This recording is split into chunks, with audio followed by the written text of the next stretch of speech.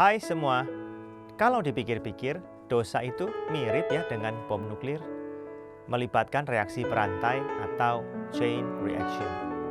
Satu dosa yang kita buat, mungkin nggak akan cuma cukup satu, itu akan memaksa kita terlibat dalam dosa yang kedua, ketiga, dan yang selanjutnya akan terjadi ledakan dosa yang mengerikan. Suatu ketika dalam 2 Samuel pasal 11 dikisahkan Raja Daud sedang tidak ada pekerjaan. Manakala semua orang-orangnya pergi berperang, dia santai-santai di istananya. Dia bangun tidur dan kemudian dia jalan-jalan di balkon istananya. Kemudian matanya tertuju pada seorang perempuan yang terlihat sedang mandi. Nafsunya muncul. Dia suruh orang panggil perempuan itu ke istananya. Dia tanya siapa itu? Itu ternyata istri Uria. Siapakah Uria? Uria ini adalah salah satu orang kepercayaan Daud. Orang kuat yang setia yang mendukung Daud, yang mati-matian berperang bagi Daud. Tapi ketika Daud dikuasai nafsu, dia mengabaikan kesetiaan Uria, dia mengabaikan firman Tuhan. Kemudian dia memperkosa Batsyeba. Nah, satu dosa dibuatnya. Kemudian apa yang terjadi? Ternyata Batsyeba mengandung. Daud bingung untuk menutupi dosanya ini. Apa yang harus dia lakukan? Kemudian dia panggil Uria yang ada di medan perang untuk bertemu dengan Daud. Dia pura-pura tanya, gimana keadaan pertempuran di sana? Uria menjawab, begini. Lalu Daud berkata, ayo pulang ke rumahmu, ketemu dengan istrimu. Tujuannya apa? Apa yang dipikirkan Daud? Kalau Uria ketemu dengan istrinya, kemudian mereka ya seperti selayaknya suami istri lah. Maka kemudian kehamilan Batsyeba bisa ditutupi dengan tindakan itu. Tetapi tanpa disangka-sangka, Uria yang sangat setia kepada Daud berkata begini, enggak raja, semua teman-temanku sedang berperang, enggak ada yang pulang ke rumahnya. Masa sekarang saya harus pulang ke rumah, ketemu dengan istri dan bersenang-senang? Mana saya punya muka ketemu dengan teman-teman saya di sana? Mana saya bisa menunjukkan kesetiaan di hadapan raja? Wah, Uria enggak mau pulang nih. Daud bingung, dia ajak lagi Uria ketemu.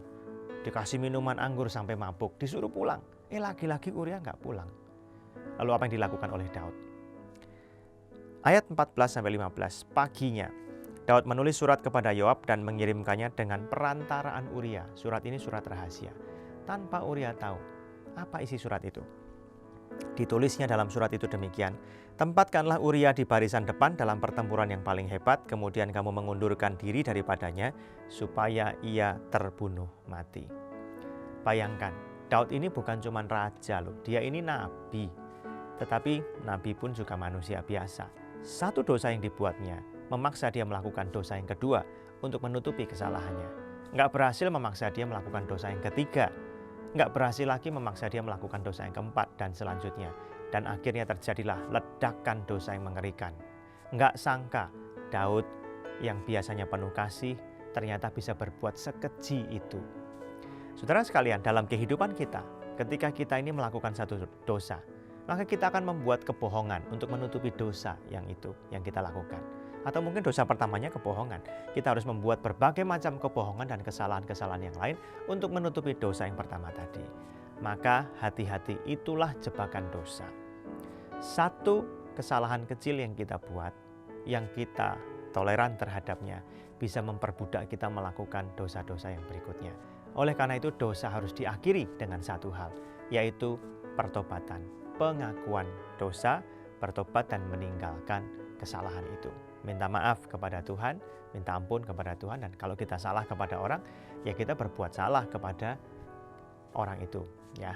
Nah, inilah satu-satunya cara menghentikan ledakan dosa yang besar itu. Hati-hati dengan godaan dosa.